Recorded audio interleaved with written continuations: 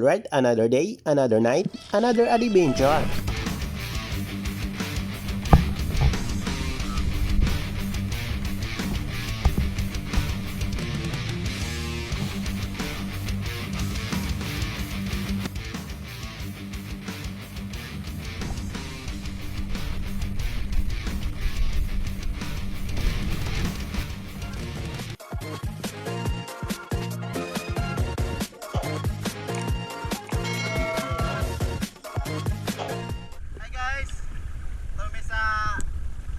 Lapit.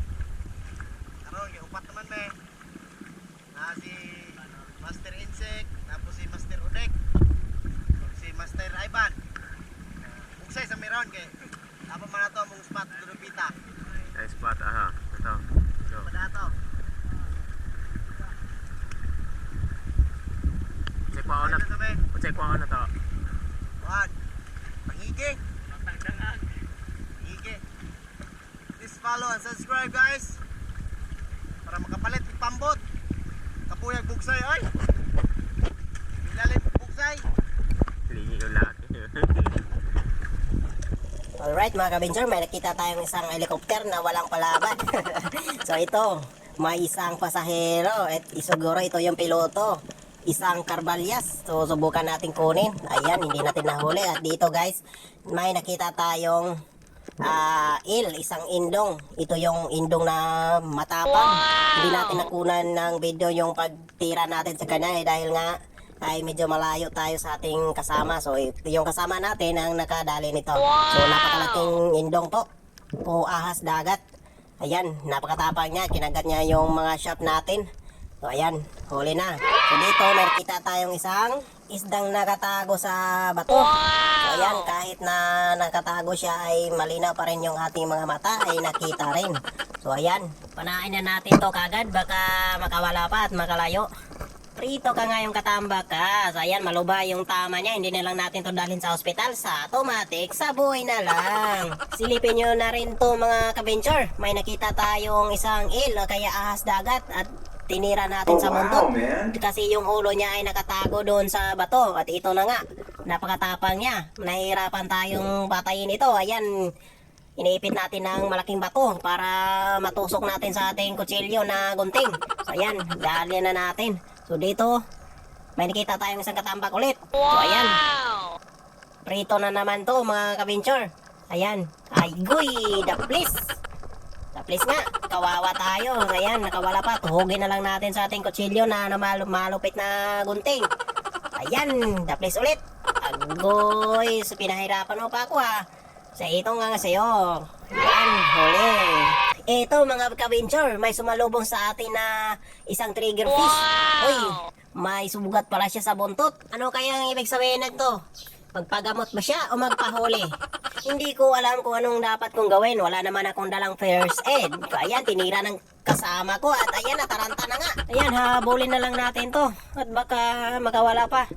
Kunin na lang natin at gawing ulam para naman ay mabusog tayo at masarap pa naman ito sa inihaw. Ayan, tusok na. Wala ka rin, wala ngayong trigger ka.